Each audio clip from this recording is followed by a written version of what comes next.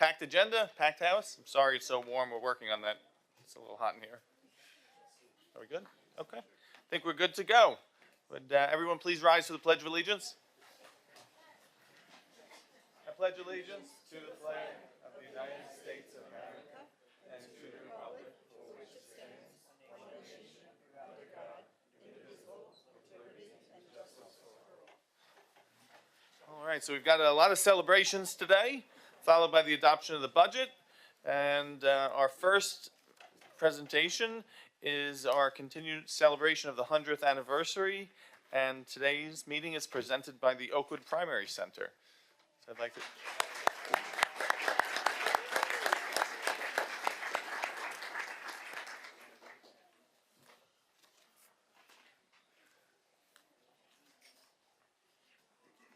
No way to first move this.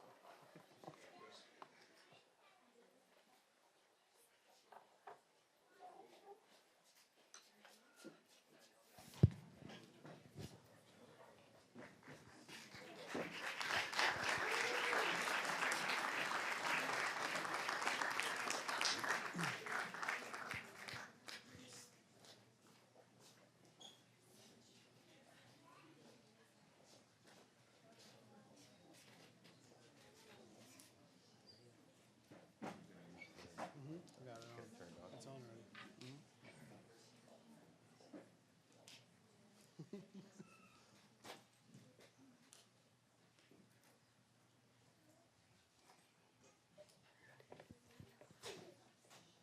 Ms. Morabita, I'm going to speak first.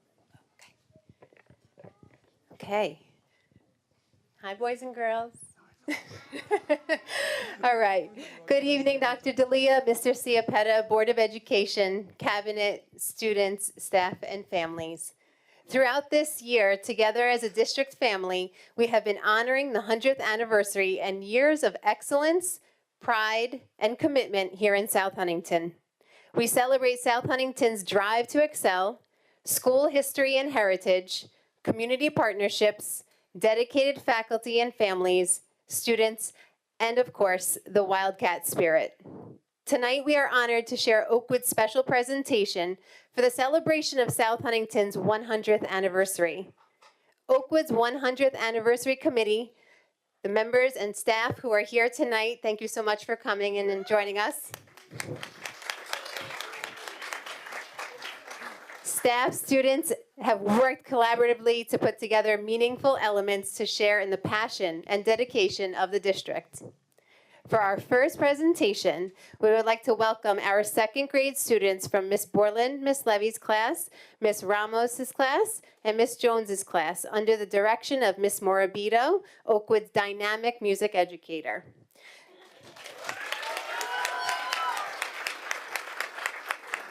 The students will be singing a meaningful song tonight, which will showcase how 100 years of excellence came to be. At this time, I'd like to introduce Beckett Coyle from Miss Jones's class, Ella Goldstein from Miss Ramos's class, and Emmanuel Portillo from Miss Borland and Miss Levy's class to join us at the microphone to share the significance of the song selected this evening. Tonight, we would like to thank... It's okay. Tonight, we will perform the song A Million Dreams from the Greatest Showman. We would like to thank Miss Morabito for always supporting us and expressing ourselves through music.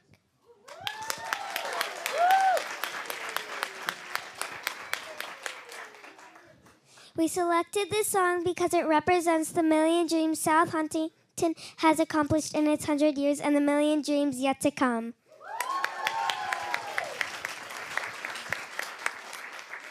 We thank our South Huntington community for making our district the amazing place that is today. We hope you enjoy our presentation tonight.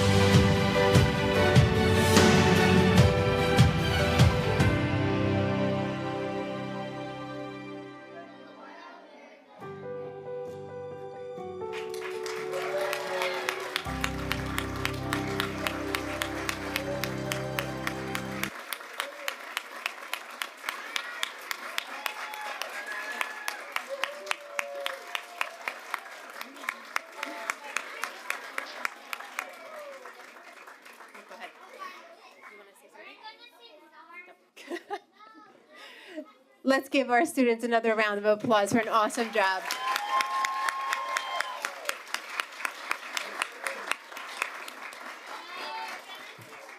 We're so proud of you. You did an amazing job. It brought tears to my eyes, and I'm looking out in the crowd, and same thing's happening out there. So thank you. You did an awesome job and very brave to be up here. We're very proud of you. Good job.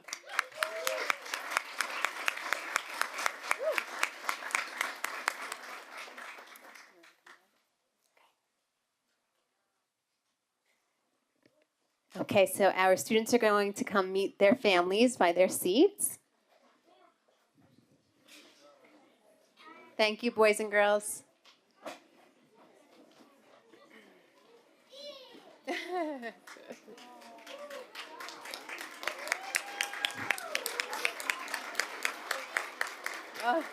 that was like so emotional. Okay.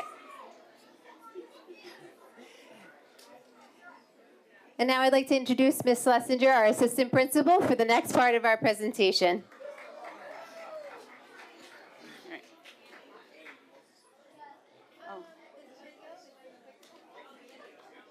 Okay. Good evening, everyone.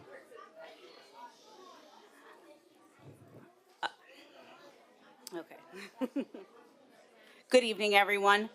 Upon thinking about the time capsule and what we felt would best represent Oakwood, our 100th anniversary committee met and discussed ideas on how we can highlight how Oakwood promotes South Huntington's vision.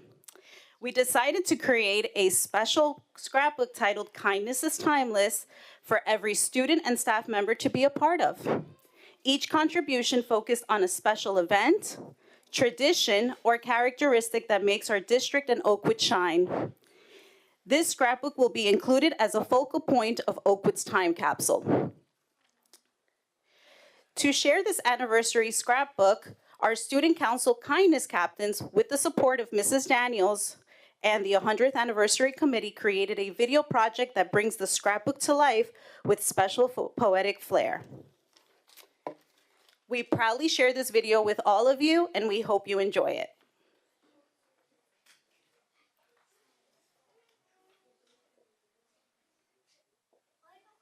In celebration of South Huntington's 100th anniversary, Oakwood staff, students, and the 100th Anniversary Committee have put together a special book to be included in the time capsule. Our book, Kindness is Timeless, captures all that makes Oakwood so special. It also captures some extra special events that took place during the school year.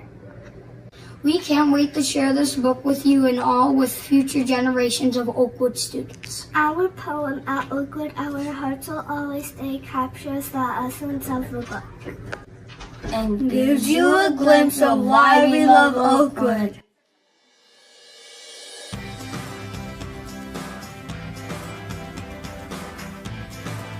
At Oakwood, we learn and grow. With kindness and friendship, together we glow. In dual language, we learn to say. We're trying to cultures right in our day. We love our tech, it helps us learn. Lips and values we don't hurt here. First day of kindergarten, smiles all around. First day on the school bus, new friends I found. It's a break fast when we learn and explore. The school bus and we all adore. Buses bring us to school and cheer. Biking balloons is fun still. Center time is fun. Share and recreate. Kindness is cute, makes us great. At Oakwood, we keep our character strong. With every lesson, we all belong. Lunch and recess are our favorite parts. Playing outside the games are our hearts. Coding, theater, and friendship projects. After school programs where we can connect. Spirit Week brings us all together. With fun and laughter, no matter the weather. We go into things we cheer and play. In our open home, we find joy each day. Specials fill our minds with delight. Field trips take us to places so bright. From pumpkin hunts to Thanksgiving shows, Every celebration we grow friendship grows. Specialist teachers help us explore our creative side. With EML teachers guiding us, our skills that they provide. The Oakwood community shine bright and sure with teachers, parents, TAs support all that we do. The mental health team supports us each day. While speech, reading, and math help us find our way. With custodial and kitchen and main office staff by our side. And security keeping us safe, our school is our pride. Our principal needs with love and care. Building the strong community that we all share. We can't forget our Oakwood PTA. They support our school in every way. In every classroom we learn and play. At Oakwood, our hearts will always stay. Happy birthday, South Huntington. Thank you, South Huntington. We love you!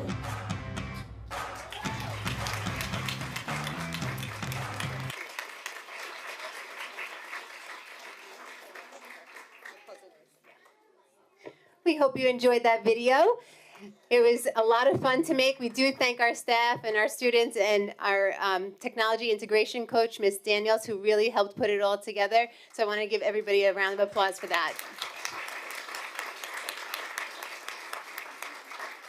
So our next portion of the evening, we'd like to have all of our students who were on the risers just come tiptoe back to the risers. We're going to take a photo, and we're going to introduce a special part of the night.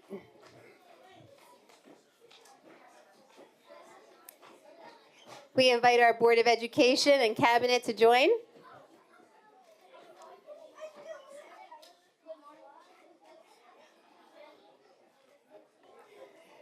Good. We're going to take a picture. Okay. At this time, we would like to present Oakwood's puzzle piece, which displays our strong commitment to promoting kindness. It includes features such as the kindness bucket, which symbolizes the positive feelings and thoughts we carry inside and those we share with others. You will also notice our motto, hashtag the Oakwood Way, which encapsulates our approach to everything we do at Oakwood. Finally, with their fingerprint, Oakwood students took part in the artwork, leaving their everlasting impression on South Huntington. A special thank you to our talented art educator, Ms. Erickson, for all of her hard work and assistance.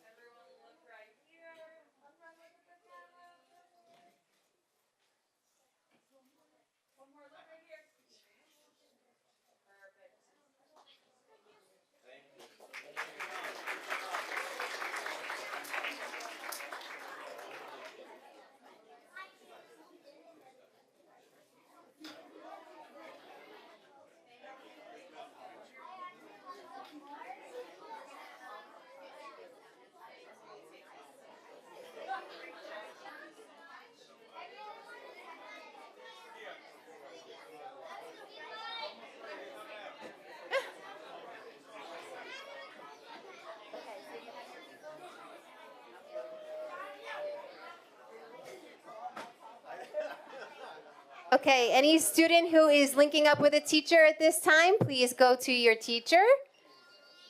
You have the paper? Yeah. Tutorial's got a hard part and access file.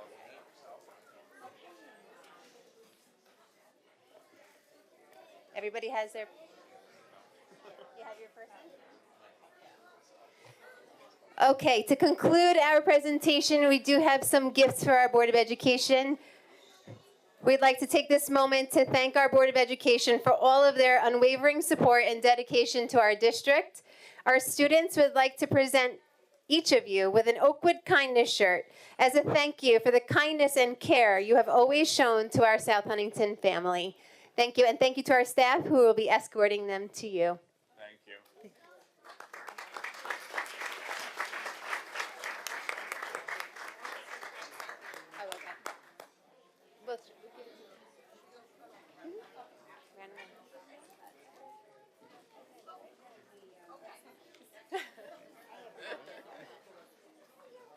We're gonna go all the way around. Ah, so cute.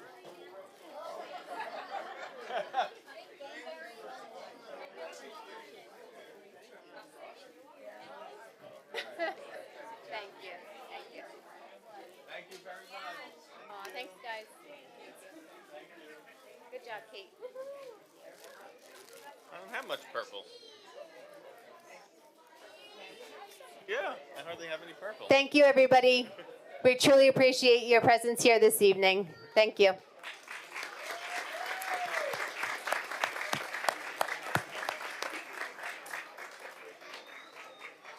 Thank you.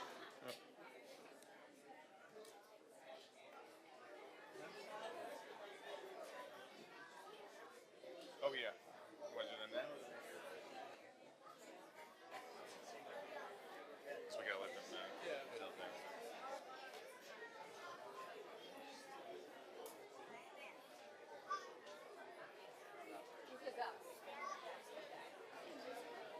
Yes.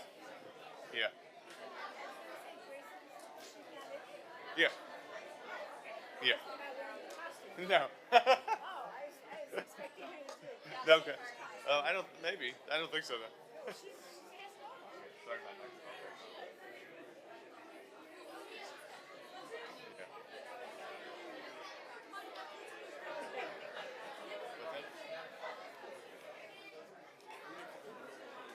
Very hot. Yeah. Everybody has delays. Yeah.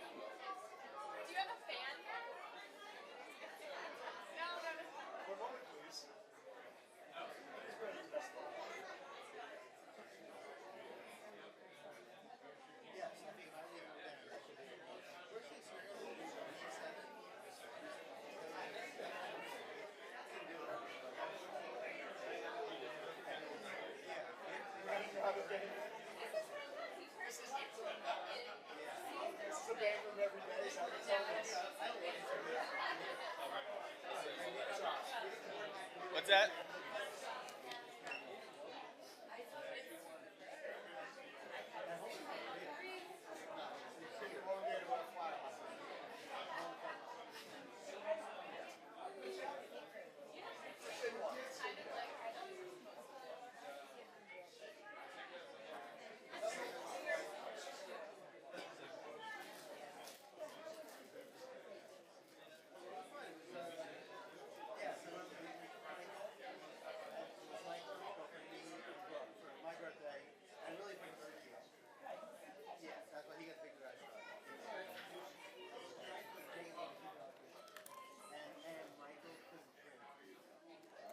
Hello, Miss Thompson.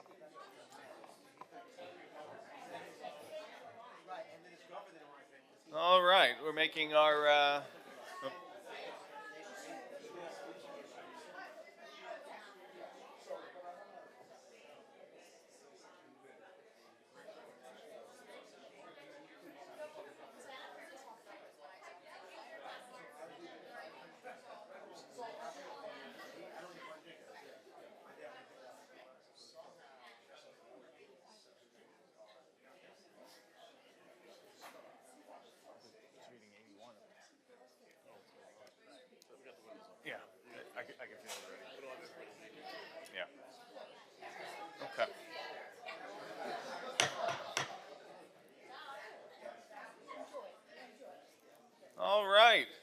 We're moving on to our second presentation of the night, which is actually a performance, an encore performance of the hit Chicago. And we have a couple students with us tonight who delivered killer performances over the weekend, pun intended. And they are Gracie DeMarinis and Lucy Maniatis. Welcome. Good evening. Just want to introduce one of the leads of the musical, Gracie, who's going to talk about the musical Chicago, which was a big hit in our district. Good evening, everyone. So, if you didn't know, Walt Whitman put on the production of Chicago this past weekend, and me and my best friend Lucy here, we played Velma Kelly, and Roxy Hart. It was a really amazing experience. The big thing with Chicago is that it's in a style called Fosse, which kind of puts emphasis on really sharp dancing. We're not going to dance today, but we are going to sing. And the song we're singing is called My Own Best Friend. It's a duet between Velma and Roxy that takes place at the end of Act 1. And it's really amazing, so I hope you guys enjoy. Thank you.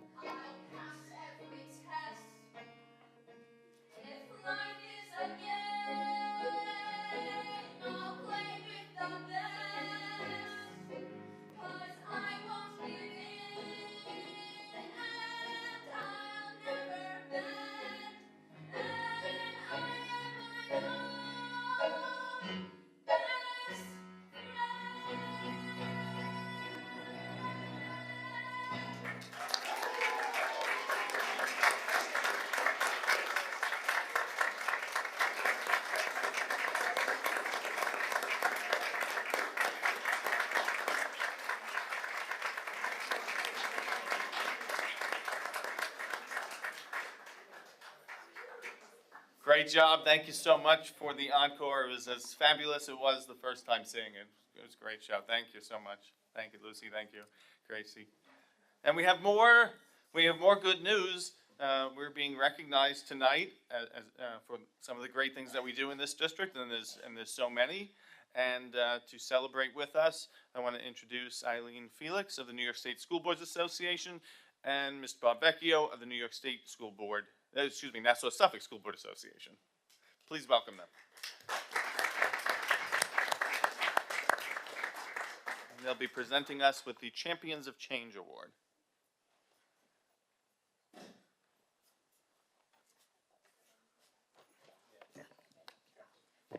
Good evening, everyone. I'd like to first thank the Board of Education for allowing me the opportunity to be here with you all this evening. My name is Eileen Felix, and I am a New York Suffolk School Board Association Awards and Recognition Committee member for Area 12. On behalf of the New York Suffolk School Board Association, President Sandy Rufo, Executive Director Bob Schneider, thank you again for allowing me this opportunity to present to you all. Several years ago, NISBA wanted to create a program to highlight the positive programming that was bringing change to the students, communities, and the districts of New York. All programs are brought to a committee that chooses the programs that are recognized through a recognition banner. The committee was notified about a wonderful program or initiative at your district that deserved recognition, which was your Walt Whitman High School Day of Unity. Thank you. I am happy to present this banner that reads, Champions of Change, South Huntington Union Free School District, Board of Education, Day of Unity. I would like to ask everyone to please applaud the students, the staff, the administration, and of course, the Board of Education. Thank you. Congratulations for your service and for your membership. Thank you, Ms. Felix. Thank you. And thank you for selecting us. And thank you also to Dr. Murphy, who was obviously instrumental in that. Mr. Vecchio. All right, my name is Bob Vecchio. I'm the Executive Director for the Nassau Suffolk School Board Association, and I want to echo what Ms. Felix just said. She's president of the board over in Brentwood, and she's representing the State Association. South Huntington is always doing things outside of the box, doing some things so unique. I always love listening to what's happening at South Huntington because you guys are just a little step ahead of the curve, and when I sat on the board at William Floyd many years, Nick used to attend the same meetings I used to go to. I used to get a little bit jealous and then go back to my superintendent and say, hey, you know what's happening in South Huntington, why not here? So I also want to recognize the Board of Education and the district administration for the innovation and the forward thinking. They're truly benefiting their kids to prepare for life after South Huntington, and that's what really it's all about. I'm going to take a personal privilege here and also thank your board president. In addition to his role of serving here at the South Huntington community, he serves the Nassau-Suffolk region because he sits on our executive committee. He's actually one of my bosses. But he brings the South Huntington voice to the regional table. He's a strong advocate, an incredible leader, and a good friend. So I want to congratulate the entire Board of Education and your board president for the extra effort he puts in every day for not just the children of South Huntington, but Long Island as well. Thank you very much. Thanks. You can come up. We'll take a picture too. So thank you. And Dr. Murphy, please join us.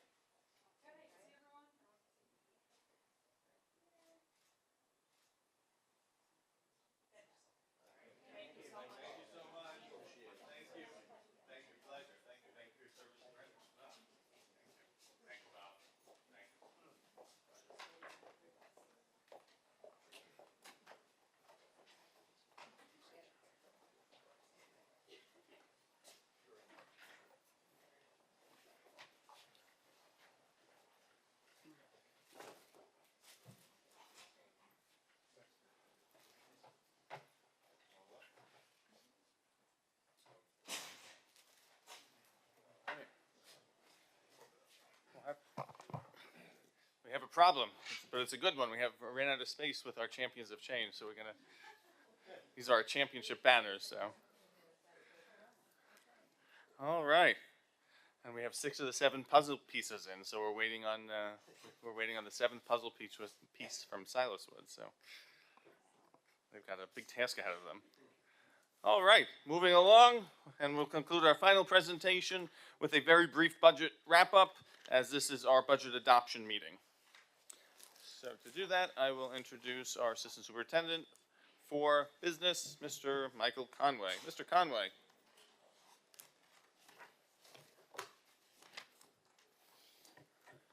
Thank you very much. Good evening, everyone. And these presentations are getting, following more difficult acts as these weeks go on. You don't want to hear me say. It'll be a very short presentation, that'll be for sure.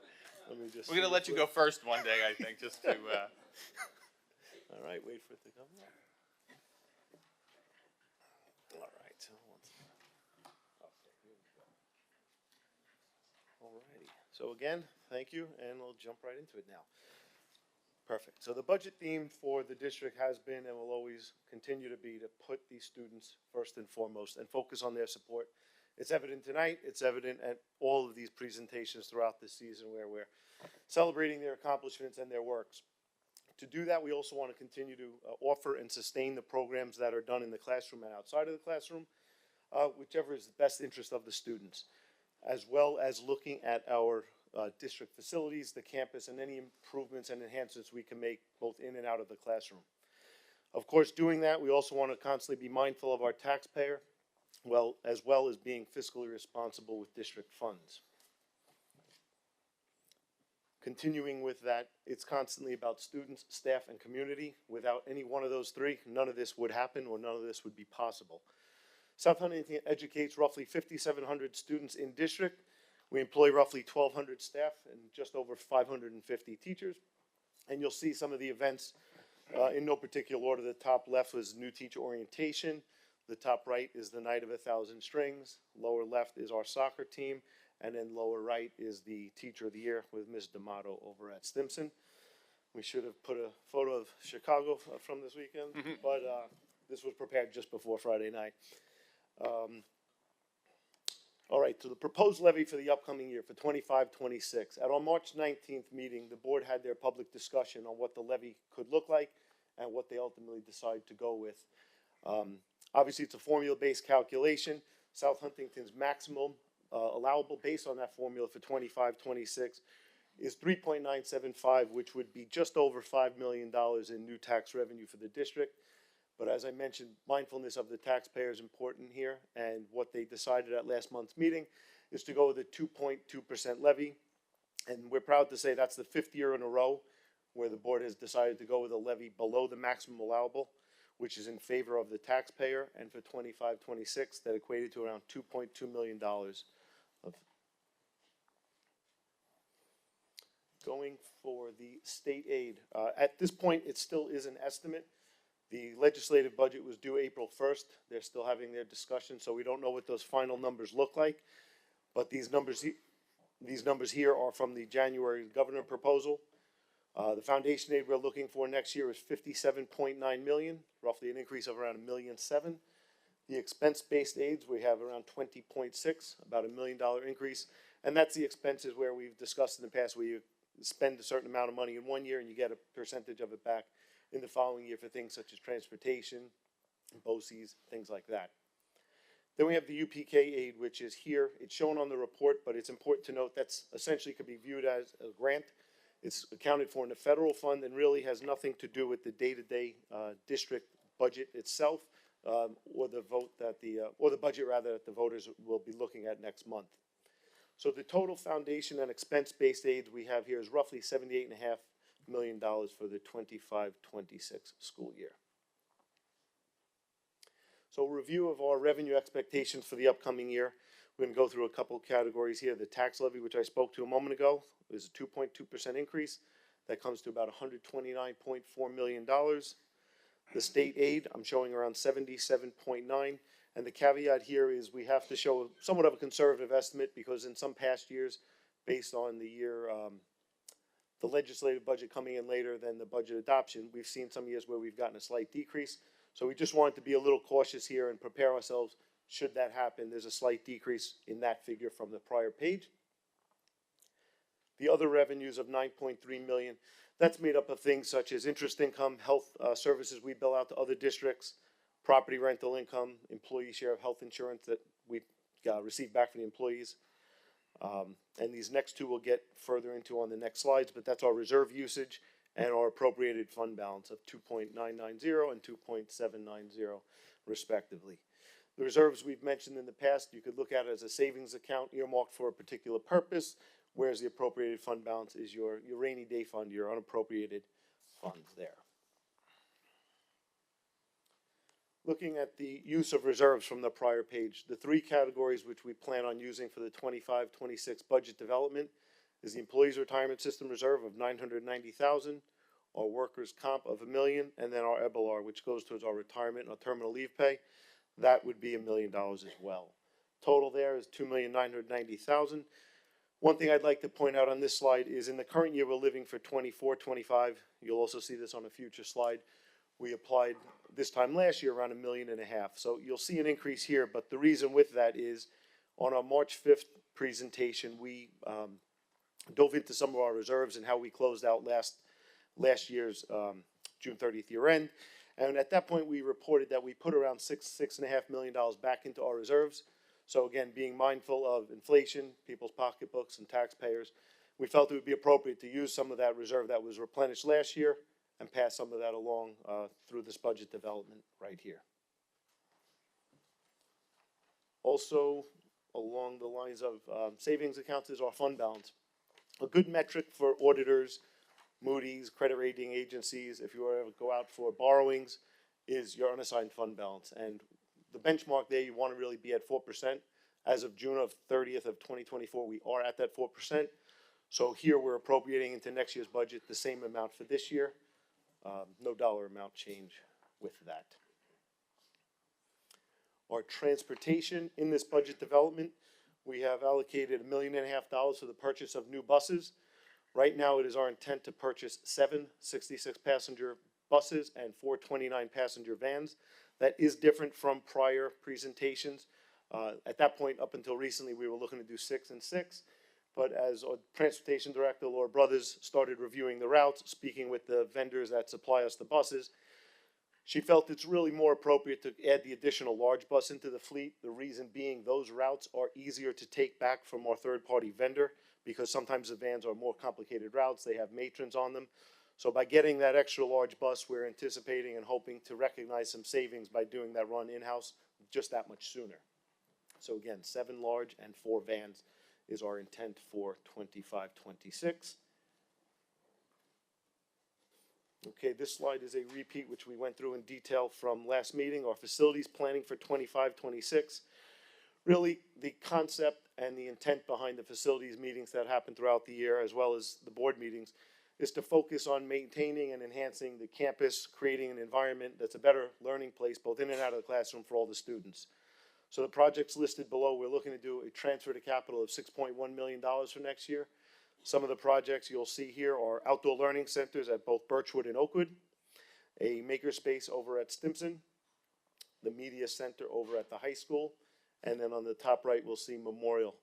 As most of you, if not all of you, already realize that we've owned the Memorial building on Pigeon Hill Road forever, except for the last several decades, I believe it is, has been leased out. The lease with Long Island School for the Gifted is ending in June, and we're going to now take that back into our rotation a year from now. So what we're looking to do is bring that building up to the standards we've become accustomed to with all our facilities. So that money is essentially earmarked for things like electrical upgrades, security, vestibule, some flooring, ceilings, IT upgrades. We're doing a cafeteria renovations. So just to get that building up to snuff with what we've become accustomed to with our other buildings. On that lower line there, we'll see drainage issues, which we spoke to at the last meeting over at that high school field, adjacent to the current football field. Phase 2 Wildcat Stadium, that's really just to put a ribbon on and close out the last bit of that project right behind the concession stand. The JKO parking lot right here. If you've come through this parking lot during the day, you're realizing you're navigating some potholes. This one is really a security, or a safety, I should say, not security, excuse me, a safety issue. Then we have the turf field that we spoke to last time. Between all of the clubs and teams we have that use that field, as well as a lot of community events, that's going to be a turf field. and then a traffic light over at the exit from Walt Whitman. So again, the intent here is really to offer something that enhances life for all of the students. Okay, this is essentially a recap of the prior slides. I'll run through it briefly. Just from left to right, the 25-26 is the proposed budget. Following column is the current year we're living with, the adopted budget, and then the dollar and percentage change following that. So the tax levy, we're looking at 129,415.032. That's at 2.2% we spoke about a moment ago. State aid as well we spoke about, and the other revenue of 9.3. If you look to the third column, you'll see there a decrease of around $1.4 million. Essentially, all of that is attributable to the loss of rental income from Long Island School for the Gifted, as well as some increase and decreases throughout, some miscellaneous codes there. But almost all of that is attributable to the loss of the revenue. That middle section there is the reserve usage we spoke to, as well as the fund balance just below that. So that brings our total revenue and expenditure picture, obviously they must equal, to $222,568,493. And if you look, the dollar change year to year, just over $5 million and 2.32%. What I want to highlight on this one as well is at our last meeting, the dollar to dollar and the percentage change was 2.2%. And that began the starting point for our tax levy discussion. Just to give you the reason for the change is when we began the budget development, we had to kind of pick a starting point of what the levy may look like. And up until last meeting, we had built the budget with an assumption of a 2% tax levy. Once the board decided to go with a 2.2, that dollar amount equated to about $253,000 of additional. So what we did was add that $253,000 across a few codes such as transportation, insurance, and in various codes throughout the buildings. So that extra $253,000 just caused that slight increase from the 2.2, which you saw a few weeks ago, to the 2.32 we see up here tonight. And just to note, Mr. Conway, and I don't know if you mentioned it, but while we're taking back the memorial building, we are still leasing out one wing of the building. Correct. I did not mention that. Thank you for pointing that out. The front part of the building, which has been leased to Montessori for a number of years, they reached out to the board a few months back, and we did, at an earlier board meeting, agree to go into a contract with them. So they will continue their leasing of the front part of the building the way it has been used and fulfilled for many years. Okay. The estimated tax rate. This slide is just meant to be an illustration. We have to take it with a grain of salt because a lot of these numbers are really out of our control, but it's just meant to give a snapshot or an overview of what may be noticed on the individual level of the homeowner. So we see the assessed values, that's that center column with the $42 million numbers. It's important to note the assessed values are set by the town. It really has nothing to do with the district or the levy that they ultimately set. And you'll see the fluctuations year over year. One year there was a slight increase. For the most part, we see decreases. Could be differences due to change in property status, people grieving taxes, things of that nature. So what we're going with now is that first blue line with the estimated assessed value. We're looking at last year's final assessed value, which comes from the town in September. And we decreased it by $250,000 based on some historical trends that we've noticed to come up with an estimated assessed value. Comparing that with the tax levy figure, that gives us the assessed value per 1,000. If you follow that down to the lower part of the screen from left to right, we just came up with a sample of 5 average home values where your home value may be assessed at. And the line you want to focus on is the last line where it says a per monthly increase. Again, take it with a grain of salt, but as a concept, the way this could affect you is anywhere from $15 or $16 up to $30 per month, maybe higher, maybe lower. It's just meant to give you an illustration of how this may play out into the future. Again, dependent on the final assessed value, which we will receive from the town in September. Okay, the total budget, this is just from a couple slides back, but just a snapshot. The budget to budget increase is at 2.32%. We really made a conscious effort to be mindful of taxpayer money, be mindful of inflation, and do our best to keep these codes as fair as possible, yet deliver everything that we need to do for the students. Okay, proposition number 2, this will be on the ballot as well. The first one, of course, will be the budget itself, and the second one we've been speaking about for many months about the concept of establishing a capital reserve and what that may look like. And at that point, the board promised full transparency as to what that may look like if they went forward. a few meetings back, it was decided that this would be a proposition on the ballot. And what this language says here, it's a page and a half long. It's been on our website. It's continuing to be on the website.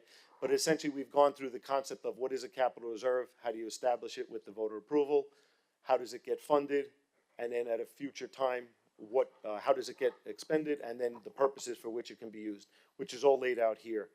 It's important to note, it's really just another savings vehicle similar to the other reserves, except having a capital reserve does require voter input throughout the process. We like to set records, Mr. Vecchio. I don't know, this could be one of the longest propositions ever, right? It's a mouthful. Okay. District goals, we've had this slide up there because it's very important to us. The goals of the board, the superintendent, the cabinet, and everyone in this room, all our building level, is to continuously strive and push the students to achieve excellence and be the best they can be, to find what really moves them as they go on outside of our walls down the line and start their lives beyond education. To do that, we want to provide learning opportunities that meet their academic as well as their social and emotional needs. And part of that is identifying and closing achievement gaps if and where that applies. And part of doing that is also reviewing and enhancing the academic programs that we offer to constantly make sure that the students are seeing and working with the right programs throughout their time here. A big theme we've seen tonight is fiscal sustainability, mindfulness of the taxpayer. We have to juggle that. We need to be fair to the taxpayers and also be fiscally responsible. And last but not least, we're always looking at district-wide safety measures and improvements to facilities and grounds. Again, it's important to have a nice campus overall, a safe place for the students to learn, and an exciting place for them to grow and explore opportunities, whether it's in or out of the classroom. Last slide for tonight is the upcoming dates, the remaining season here. Our next meeting will be on April 22nd. That's just a regular board meeting with the BOCES budget vote. And on May 7th, we have our public hearing of the of the budget. And on May 20th is the budget vote itself, referendum that we mentioned, and then the Board of Education trustee elections. Thank you very much. Thank you, Mr. Conway. Thank you on your work throughout the budget process, as well as to Dr. DeLita and the rest of the cabinet, as well as all our principals, everybody. It's a long process. It actually begins in the winter of the year. So I remember when we approved the resolution to start the process, and it's hard to believe we've reached the end. Any questions from the board for Mr. Conway? Okay. We'll move on to our business agenda then. I'll take a motion to adopt the agenda. Motion. Mr. Joyner, seconded by Ms. Meyer. Any questions on the agenda? All in favor? Any opposed? Items E through H require one resolution for adoption. Is there a motion? Mr. Biangasso, seconded by Mr. Bronson. Any questions? All in favor? Any opposed? All right, we have a couple email correspondence received since our last meeting. The first one is a letter from Stephanie Danzy regarding pre-K before and after care options. Ms. Danzy, are you here? Okay. Some of the substance of the letter is that she had her daughter was going into universal pre-K, and she was very excited and was looking to see if we can have any before and after care options. Dr. DeLea, I know you've been looking into this. You want to discuss? Sure. Go ahead, yeah. Yes, Dr. Hender and I have been looking into, since the lottery has come out, and we've identified the parents who have been selected through the lottery system. And it's more than one. It's numerous parents, because Dr. Hender sent out a Google form survey to find out the level of interest from the 154 students that parents, what interest they would have in before and after care for pre-K. So right now we're looking at 5 sections at Silas, 2 sections here, and 1 section at Maplewood. And you need about 15 or so students to be interested. So based on the survey, we had about 30 interested parents over at Silas. We had 15 here and 9 at Maplewood. So we're looking to see potentially if we could bring another section over to Maplewood. We got to speak with our favorite friend, Ms. Cologne, in the back to see if there's any room to spare. Our buildings are tight, but we value very much our pre-K program as we're looking forward to the following year. Well, there'll be no more lotteries because this one was the last one, because everybody will have the opportunity for pre-K. So for 10 more months, if we could find additional space, we're going to speak with, we'll probably do an RFP and see who would be interested in the vendors, scope, YMCA, other vendors, and we'll try and see what we can do to have before and after care at the 3 sites. So we're working hard. It's not official. We'll be happy to come to the board for a recommendation of having it, but we still have to do a little legwork here, and we're really, thank you, Dr. Hender, for working really hard on it, and hopefully it's a reality. Okay, thank you, Dr. D'Elia. Moving on to our second communication, it's a memo from Dr. Hender to the Board of Education. Dr. Hender, you want to address that?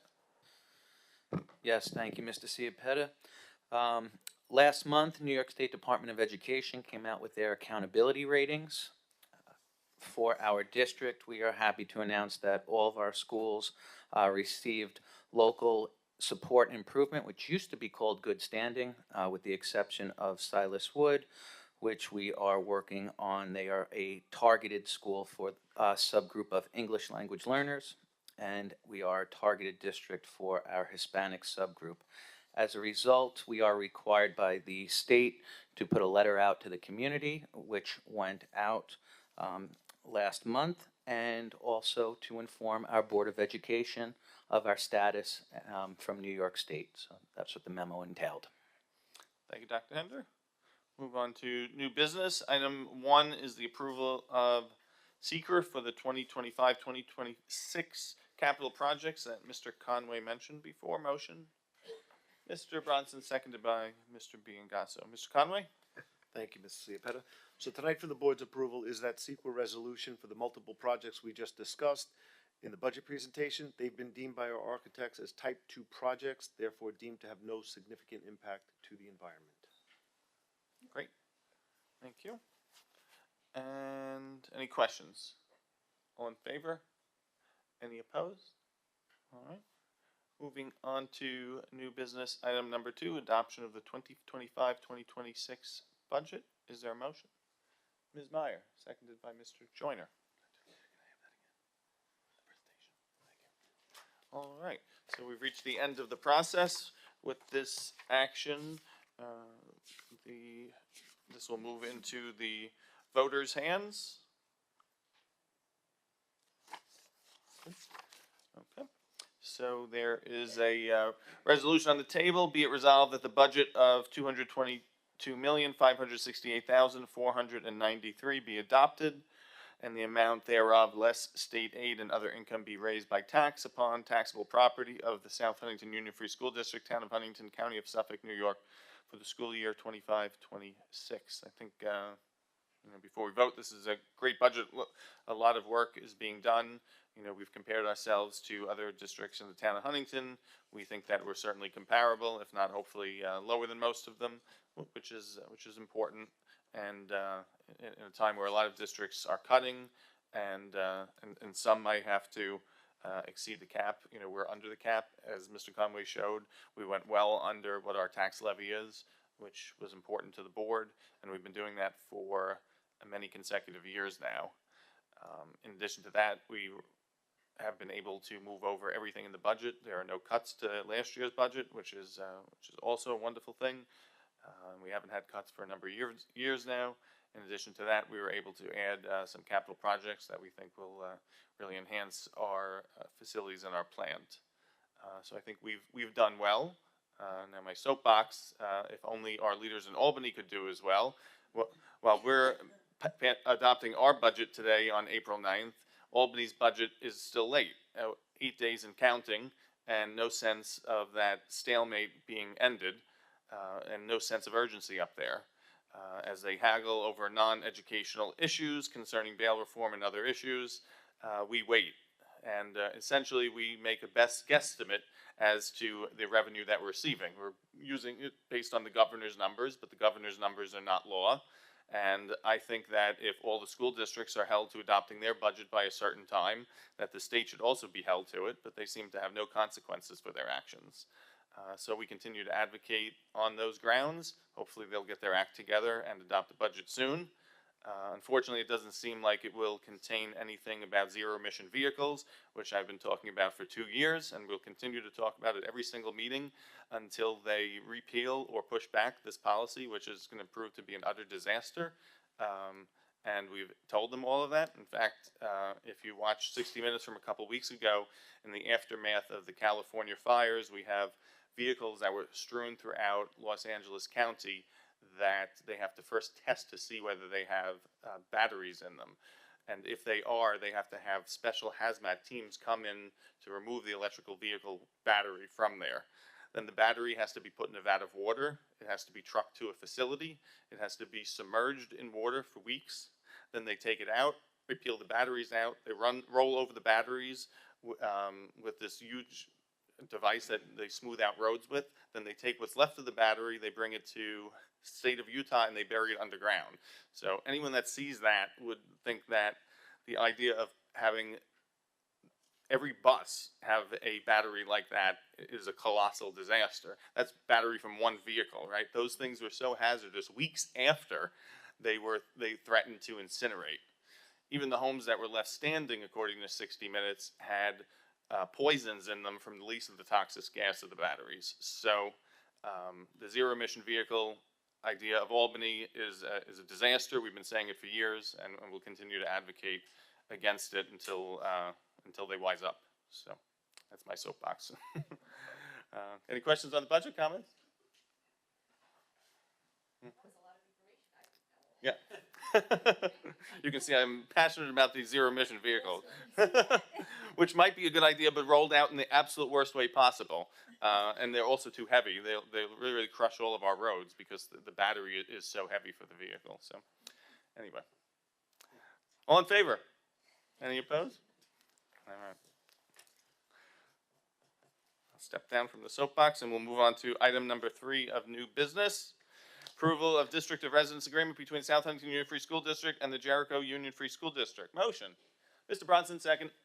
Ms. Meyer.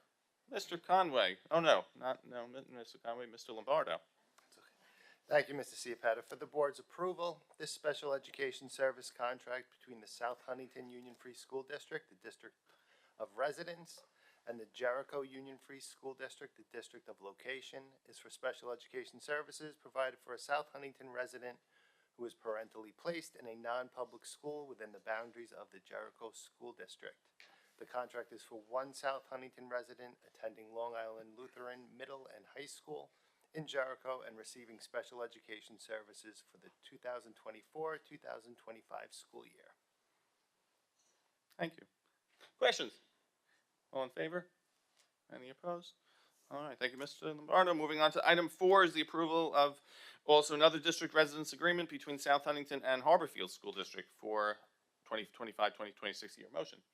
Ms. Meyer, seconded by Mr. Joyner. All in favor? Any opposed? All right. Moving on to a series of health service agreements. The first one is between South Huntington and the Syosset Central School District. Is there a motion? Mr. Biangasso, and seconded by Mr. Bronson. Now, Mr. Conway. Thank you, Mr. Ciapetta.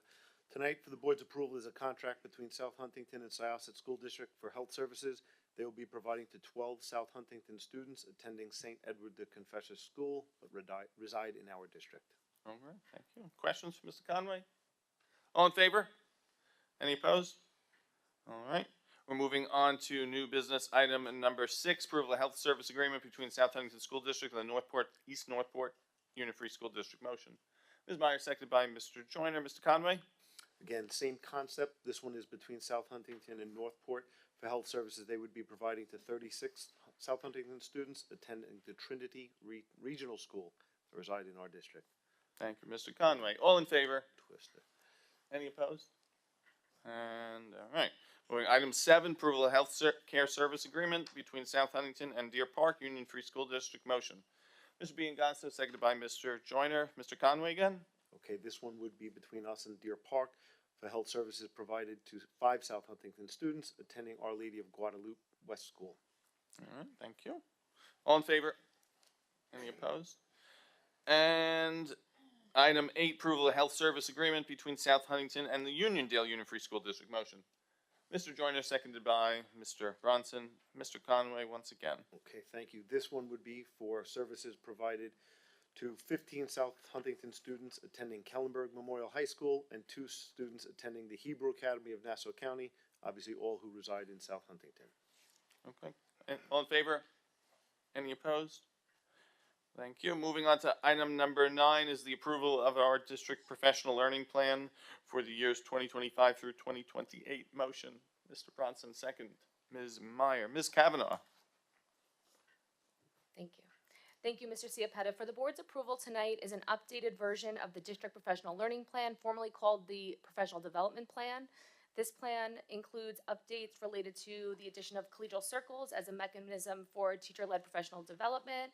Additionally, we updated all the different sections to match what we're currently doing in our programs and with our teachers, including our mentoring program. This plan was reviewed by quite a number of committees, which we've put in place this year. We have our District Professional Development and Technology Committee reviewed this, our Teacher Center Policy Board Committee, and our Curriculum Council. Okay. Any questions? All in favor? Any opposed? Thank you. Thank you, Ms. LaCara, as well, for the Curriculum Council's work on that. Moving on to new item business 10, approval of a new course at Silas Wood. Motion. Ms. LaCara, seconded by Mr. Biangasso. Oh, Dr. Hender. Thank you, Mr. Ciapetta. Tonight for the board's approval is a new course offering that we are looking for at Silas Wood. It would extend our dual language program further into 6th grade and allow students another pathway to continue dual language within their 6th grade setting. Like Ms. Kavanaugh's last statement, it was vetted by many committees, including our Dual Language E&L World Language Committee and our Curriculum Council. Thank you, Dr. Hender. Any questions? Yes, Ms. Meyer. Thank you, Mr. Ciapetta. Dr. Hender, can you just clarify if students elect this pathway to continue dual language, they'll continue to receive ELA in English and the Spanish language arts will be an additional period of learning? Yes, thank you. What we're looking at is there are currently 2 units in Savas that our ELA students are use novels instead during that time, and we would teach those 2 units in Spanish as an elective. Any further questions? All in favor? Any opposed? And we have a couple scholarships to approve. We have a scholarship for the Ellen Schaefer Civic Leadership Memorial. Motion. Mr. Bronson, seconded by Ms. LaCara. Dr. D'Elia. Yes, longtime Friends of OHECA President Ellen Schaefer, unfortunately passed away late last year. The Friends of OHECA have established the Ellen Schaefer Civic Leader Memorial Scholarship to honor Ellen's work and her memory. There is specific criteria that has been established by the committee, and it's a $1,500 scholarship for the board's consideration. Thank you, Dr. Lee. It's a very generous scholarship. Actually knew Ms. Schaefer. She used to work in the town of Huntington, so she was very involved with the community. So it's a sad loss. Any questions? All in favor? Any opposed? All right. Moving on to number 12 is the approval of the David Majewski Foundation Scholarship Motion. Mr. Biangasso, seconded by Mr. Joyner. Dr. D'Elia again. Yes, David Majewski Scholarship Foundation was created by his family. He suddenly passed away in the spring of 2024, and there has been criteria that has been established. The monetary amount has not been established yet because I believe they're still in fundraising, and so I believe that will be established at some point for the board's consideration. Thank you, Dr. D'Elia. All in favor? Any opposed? All right, moving on to new business item number 13 is the approval of election officials for our board vote. Is there a motion? Mr. Joyner, seconded by Ms. Meyer. This is a standard resolution that we do each year to staff our board and budget elections, appointing a chair, Dana Chaffee, current PTA Council President. The clerk of the meeting will be our district clerk, Ms. Regina Caliendo, Chief Election Inspector Kelly Twist, and a number of inspectors from the district and from Suffolk County, as well as custodians. Any questions? All in favor? Any opposed? All right. And then moving on to new business item number 14, motion. Ms. Meyer, second by Mr. Biangasso. And this is a resolution to approve replacement election workers in the event that some are unable to work, and authorizes the superintendent, the district clerk, to appoint such individuals to serve in that capacity. Is there a motion? Any questions?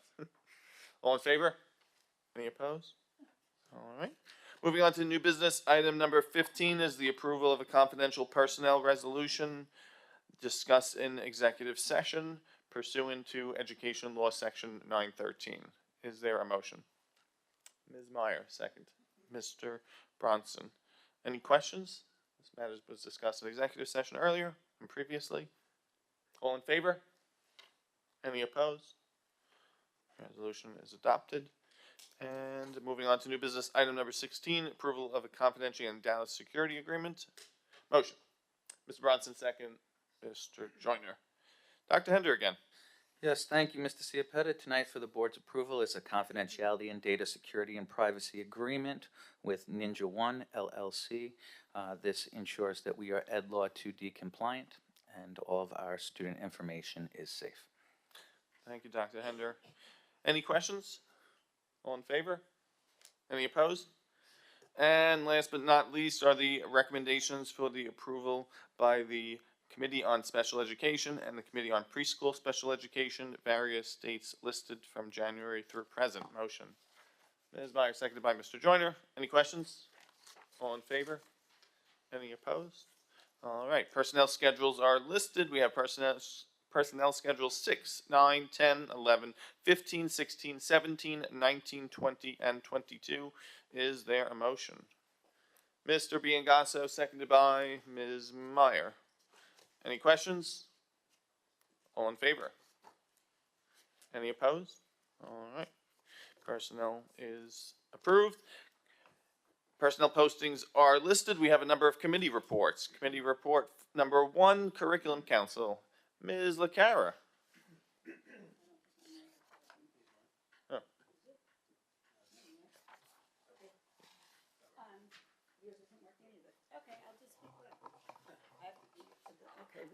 Okay, there's 3 things that we went over that haven't been mentioned because we did discuss the new course. It's already been voted on, and then Dr. Hender had reported about the targeted Silas Wood, so those were 2 things. What wasn't mentioned was Dr. Murphy presented an overview of the potential of bringing an ROTC program to Walt Whitman, and it would provide family structure, college opportunities. You don't necessarily have to go into the military from there.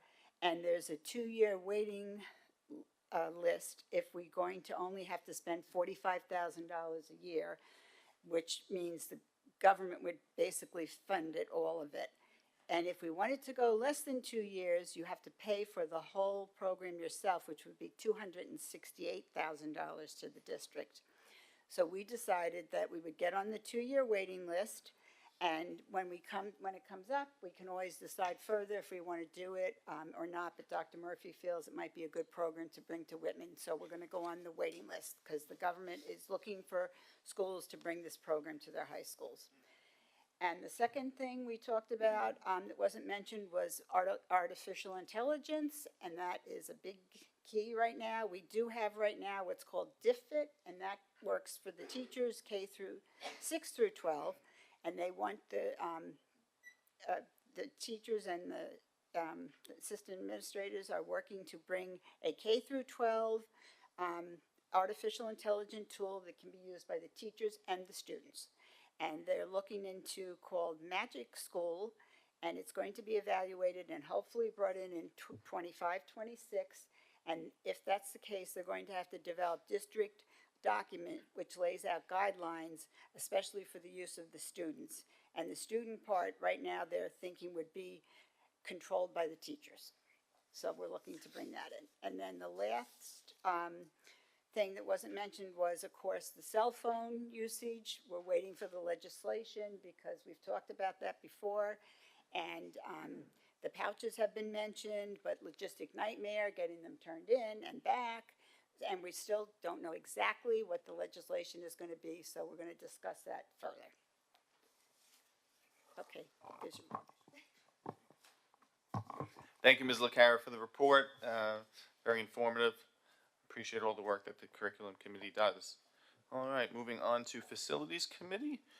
Provide a brief update. We actually had a meeting on February. This is from the February meeting. We actually met again last night, but I'll briefly summarize what's going on. The district has put out an RFP for EPC Part 3.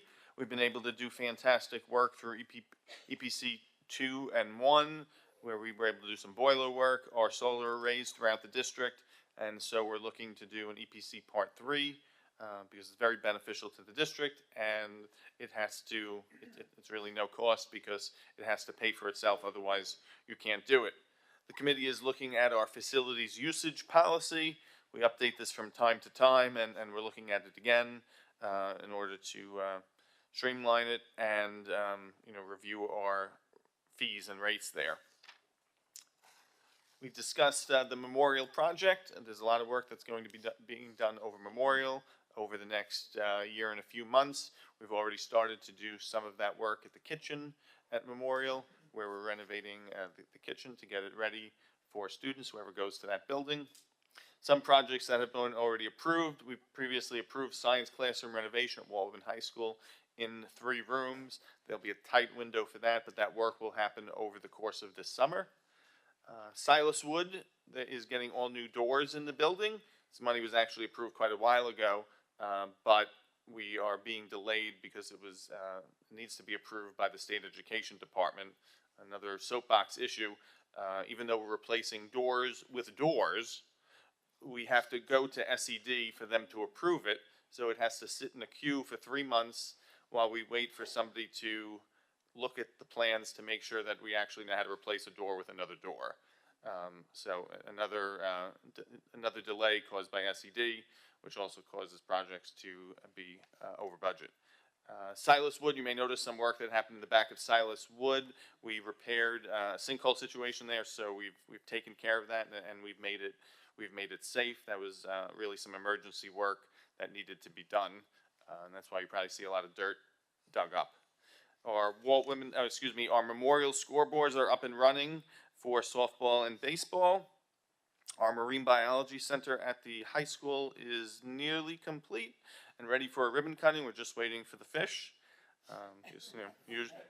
Usually one fish before you open up marine biology.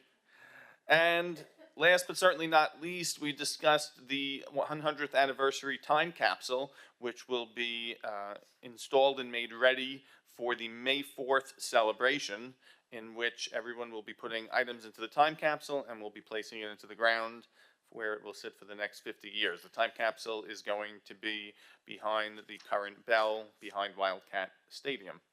And then we're also started to look at the projects that hopefully will be approved by the public in this year's budget. And that's the curriculum committee update. Universal Pre-K, Dr. Hender. Yes, thank you, Mr. Ciapetta. Our UPK committee last met on Wednesday, April 2nd, and I am very happy and pleased to announce that we have come to agreement on all of our recommendations for the board. So the presentation has been put together. We're finding out just a little bit more information, but we are ready to report back to the Board of Education and looking forward to doing so, I believe, in early May. Excellent. Yes, I think we've got a time slot for you, and we look forward to seeing those recommendations. Yep. Thank you. Thank you, Dr. Hender. Thank you for all your work on the committee, as well as all those from the community who volunteered to sit on there. I know it was a very productive committee. Thank you. And moving on to our second committee, Transportation Savings Committee, with Mr. Conway. Thank you, Mr. Ciapetta. So Dr. Murphy and I recently held 2 committee meetings. That was on March 27th and last week on April 2nd. We've pretty much narrowed down what will likely be the ultimate recommendation of the committee. Our next meeting will be on April 24th, right here at JKAO at 4 p.m.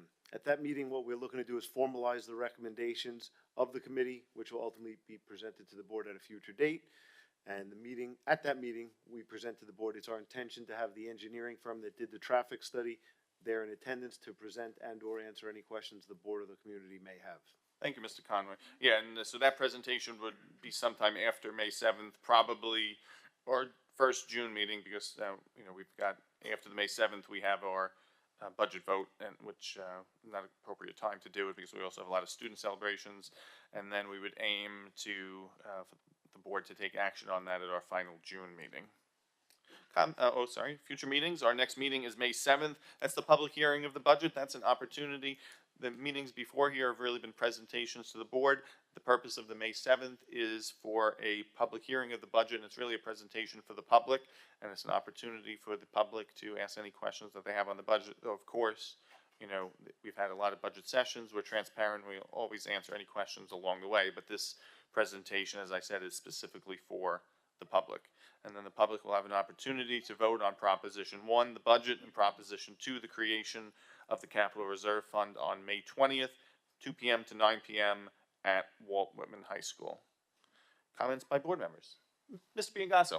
Yes, first off, I would like, as we slowly but surely getting to spring break, I would like to first off wish everybody who celebrates a happy Easter and Passover. For many people, I know it's a very solemn time of year, and I hope the community has an opportunity to rejoice with family and friends.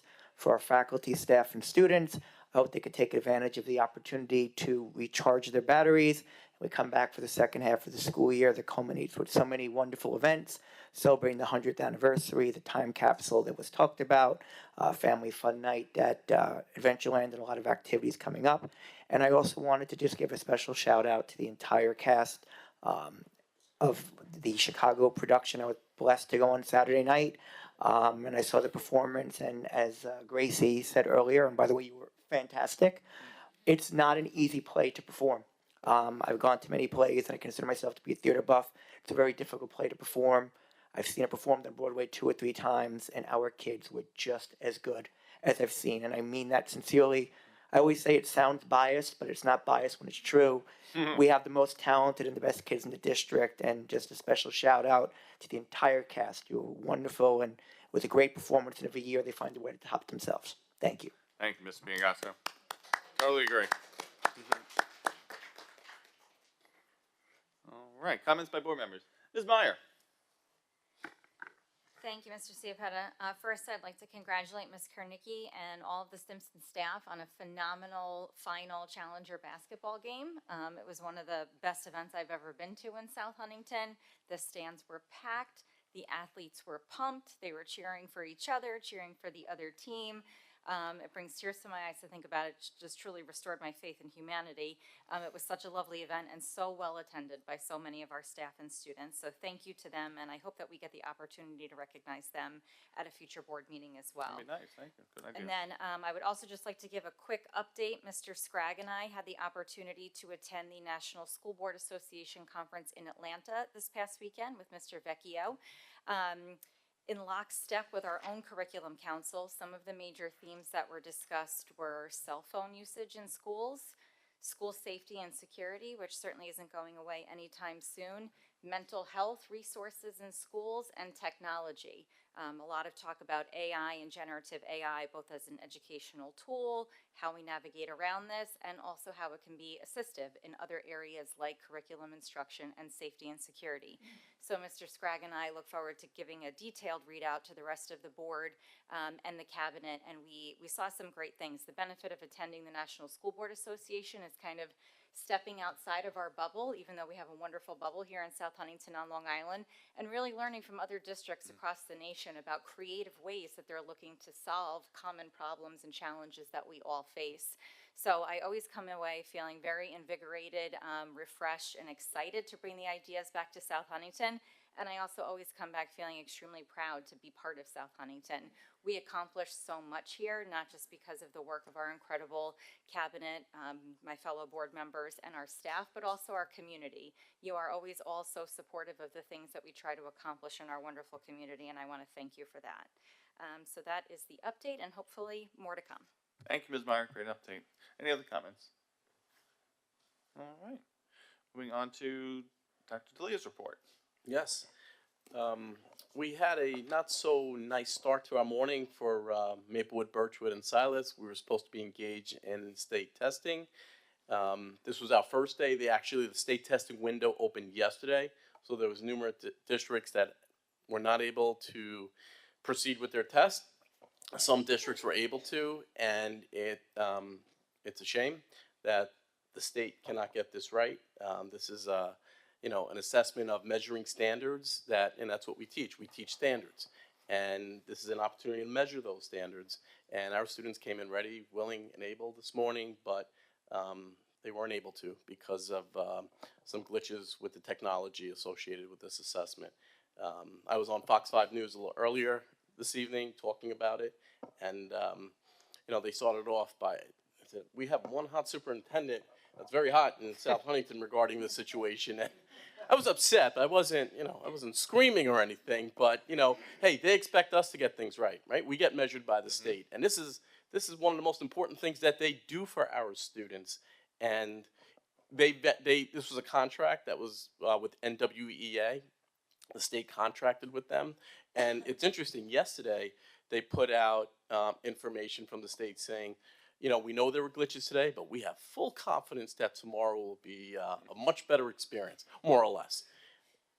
Well, Fox 5's in my office at 4 o'clock today. The reason why it wasn't good. So what we're going to do is we're going to wait until after the break, because there is a longer window of testing, and hopefully we can.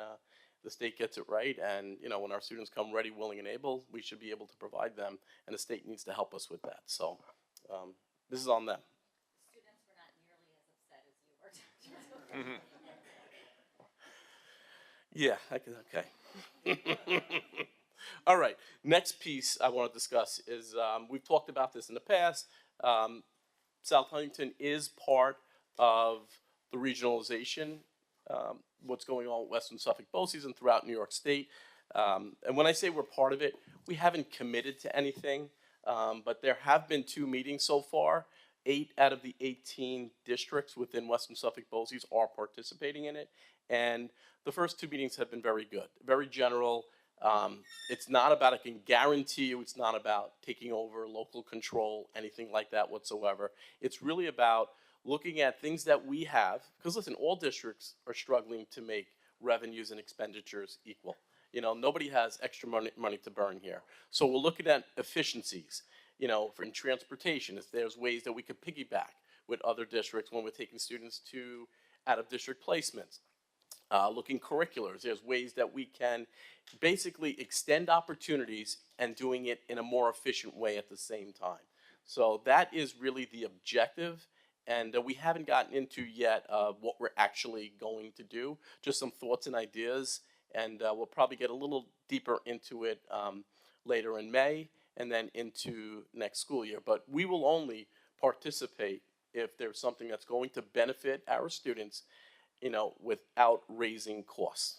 And if we can do that, and it's, glad to be part of what's going on. Also, we play on Saturday. I have to say, I know everybody's been talking about it, but it was awesome. Thank you so much, and the entire cast. Every year, I'm like blown away. It gets better and better, and every year it's great. So thank you for doing a wonderful job I was there Saturday afternoon. It was phenomenal. Thank you.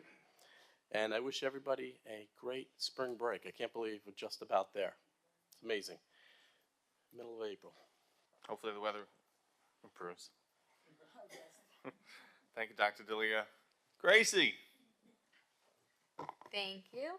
Good evening, everyone. I really don't have too much to talk about today, and I want to save a bit of what's happening for the next meeting, which will take place right after break. I have to say it again, but I do want to mention Chicago. It really came together perfectly, and I think we have Turner, our director, to thank for that.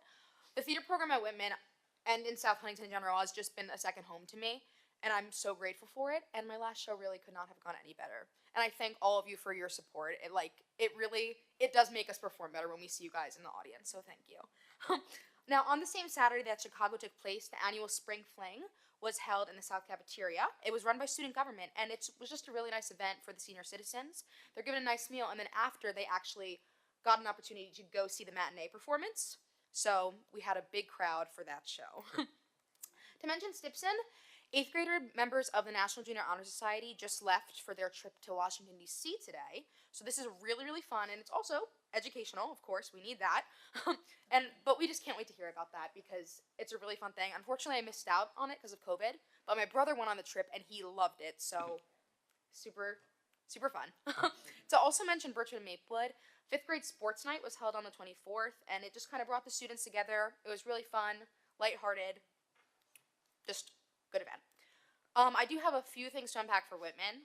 First off, I talked with Dr. Murphy today, and the Principal's Leadership Council has been working on some beautification processes, for the school. Specifically, we're going to be adding a Wildcat logo outside the PAC doors, which is going to look super cute. And we will also be replacing all of the old hand dryers with Dysons. Oh, good. Really, really fancy. Nice. I'm a little bit upset I'll be graduating and won't be able to experience that, but but that'll be really good.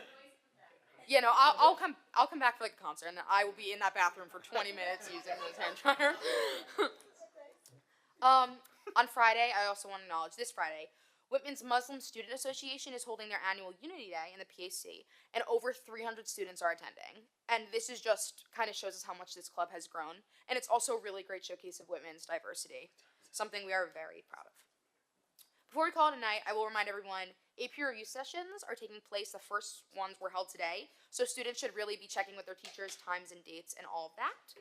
And everyone should start preparing and be excited for the first ever Battle of the Classes, which will take place on May 30th. So all students from 9th to 12th grade will be able to sign up, and the teams for this event would be students from each graduating class.